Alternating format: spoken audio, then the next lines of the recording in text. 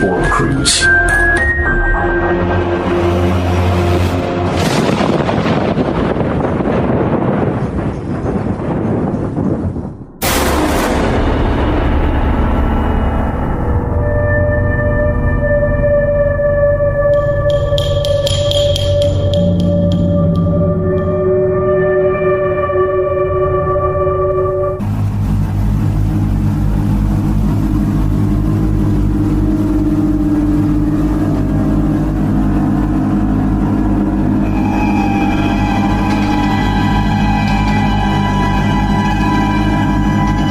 Camping misterius. Kejadian ini aku alami beberapa hari sebelum puasa 3 tahun kemarin. Aku dan sahabatku bersama Gio dan Lutfi. Kami bertiga, ya, hitung-hitung penyegaran setelah kami ujian sidang. Kami berangkat siang hari agar tidak kemalaman. Sampai di sana, kami langsung membangun tenda. Suasana di sana sangat sepi. Di sana kami hanya bertemu satu tenda lain di atas, dan itu pun sudah di-packing. Nampaknya bersiap-siap mau pulang. Karena memang kami sudah berniat. Kami pun meneruskan untuk camping di sana. Akhirnya, setelah jam 5 sore, kami selesai membangun tenda dan perlengkapan lainnya. Malam pertama, kami benar-benar bersenang-senang, bernyanyi-nyanyi sambil bermain gitar. Akhirnya, setelah kami cukup lelah, kami pun tertidur.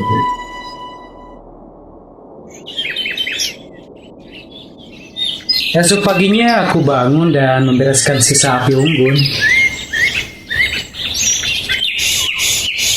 dan membuat api unggun baru untuk makan siang. Namun saat aku akan mengambil minyak tanah, aku melihat di dekat tenda situ ada bekas telapak tangan. Aku ingat sekali, sebelumnya memang tidak ada. Karena tidak berpikir yang aneh-aneh, aku pun menghiraukannya. Sampai sekitar jam 4 sore, entah kenapa, aku mulai merasa tidak nyaman. Aku merasa kalau sore itu berbeda sekali suasananya dengan sore kemarin. Suasana saat itu sepi sekali dan bahkan tidak terdengar suara binatang satupun. Hanya suara daun-daun pohon yang tergesek karena ditiup angin. Setelah maghrib, suasana menjadi tambah seram. Pagi ini, sesekali bunyi lolongan anjing terdengar di sekitar. Saat itu kami tak banyak bertingkah karena suasana di sana pun nampak tidak bersahabat. Dan Lutfi saat itu mulai bertingkah aneh. Ia menyilangkan kedua tangannya sambil memegang bahu dan matanya menatap kosong. Ia menggigil kedinginan. "Vi, kenapa kamu, Vi?" Lutfi pun tidak menjawab. Akhirnya aku membawa Lutfi masuk ke tenda agar terasa hangat. Aku melihat di luar, Gio temanku yang satu lagi sedang beres-beres. Tingkahnya pun tampak aneh. Ia menyimpan panci yang berisi bubur kacang, sisa makan malam tadi. Lalu, tanpa melihatku, dia berjalan menunduk masuk ke dalam tenda. Aneh. Aku duduk di depan api unggun sambil membereskan piring sisa makan malam. Dan ketika itu, ada seorang yang melemparku dengan batu. Spontan aku melihat ke belakang.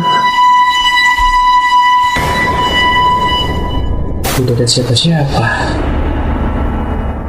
Namun, astaga, sepertinya ada seseorang di sekitar sini. seorang yang sedang memperhatikan kami sejak kemarin. Aku mengambil senter dan mencoba menerawang di sekitar dengan sentarku. Perlahan aku bisa melihat batang-batang pohon tua, juga rumput dari semak belukar. Dan ketika lampu senterku mengarah ke arah hutan depan tendaku, seorang wanita yang mengintip dari balik pohon, aku langsung membanting senterku dan bergegas masuk ke tenda. Hah? Itu apa?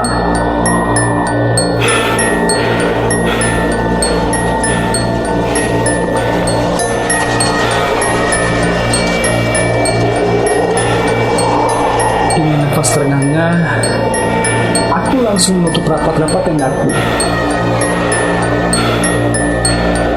Aku lihat Lutfi masih terbaring menggigil, dan kali ini Gio kulihat duduk bersila sambil kedua tangannya memegangi perutnya. Mulutnya berkomat-kamit seperti membaca doa dan wajahnya terlihat sangat pucat. Dalam mata Gio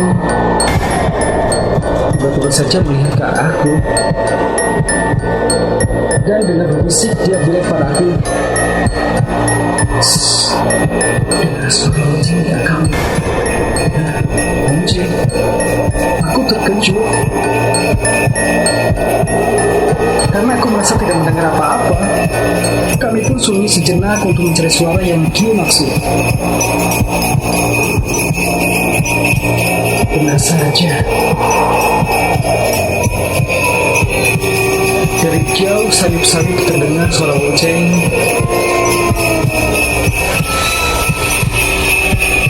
Mirip seperti suara lonceng kuda delman. Suara itu mulai terdengar semakin dekat, semakin mendekat, makin mendekat,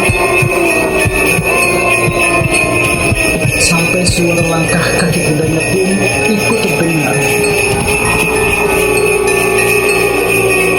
Aku dan Gio mulai panik. Kami ketakutan.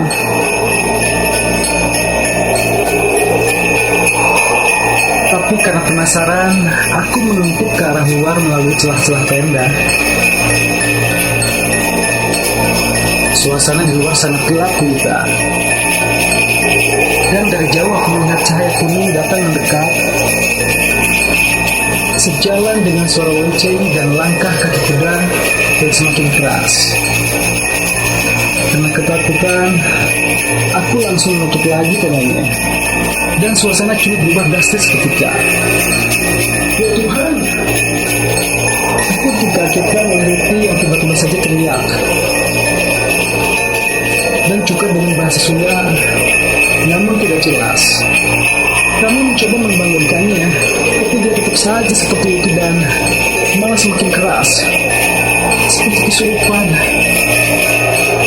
Dan kami pun baru sadar kalau lonceng delman itu kini terdengar tepat di depan tenda kami. Karena kami bisa lihat ada cahaya kuning di depan tenda, semakin terdengar jelas, suara lonceng itu semakin keras. Karena kami bisa lihat ada cahaya kuning di depan tenda, semakin terdengar jelas suara lonceng itu, semakin keras pula suara Lutfi berteriak. Aku mencoba memegangi Lutfi. Sambil berusaha menyadarkan Lutfi, dia pun membantuku. Dan tiba-tiba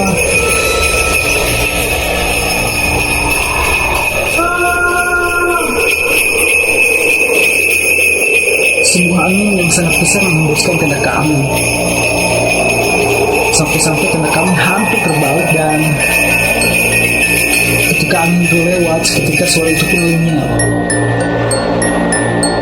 Teriakan Lutfi pun terhenti. Aku dan Gio menghela nafas panjang, berharap kejadian ini berhenti sampai di sini. Kami hanya bisa berdoa hingga menunggu pagi. Aku tidak berani keluar. Di luar sangat gelap sekali.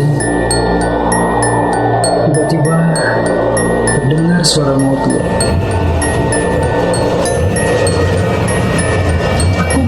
memalingkan diri untuk melihat keluar dan aku melihat sebuah cahaya mobil yang berhenti di seberang hutan. Refleks aku langsung berlari mendekati mobil itu dan meninggalkan Gio dan Lutfi. Ternyata itu kakaknya Lutfi yang juga kembarannya Lutfi. Tampaknya ia mempunyai perasaan yang tidak enak dan akhirnya menyusul kami. Selagi kakaknya Lutfi memutarkan mobil, aku kembali ke tenda untuk mengajak Gio dan Lutfi. Gi, ayo Gi, itu kakaknya Lutfi, buruan. Perlahan saat aku lihat ke dalam tenda, astaga! Seorang wanita duduk sambil memegangi Lutfi dan aku langsung menarik Gio dan Lutfi keluar dari tenda. Tak lama kakak Lutfi datang membantu dan kami pun berhasil sampai di mobil hingga akhirnya aku tak ingat berapa lama perjalanan itu.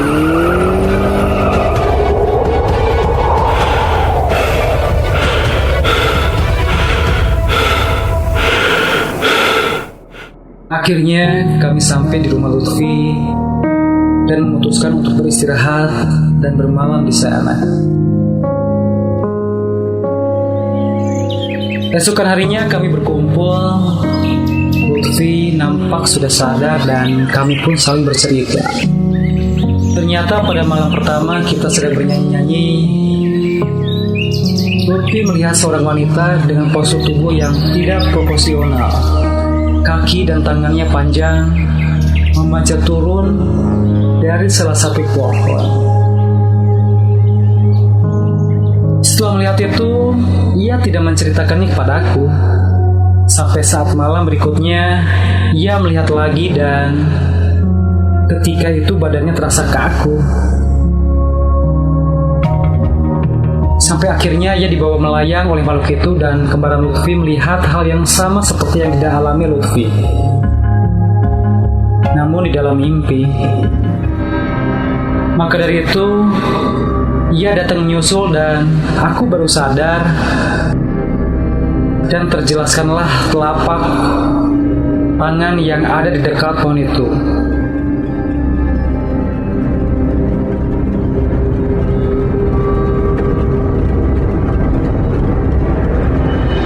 Lain lagi yang dilihat Gio, ia melihat sebuah kereta kencana dengan kuda mondar-mandir di sekitaran tenda, yang akhirnya pun aku mendengarnya.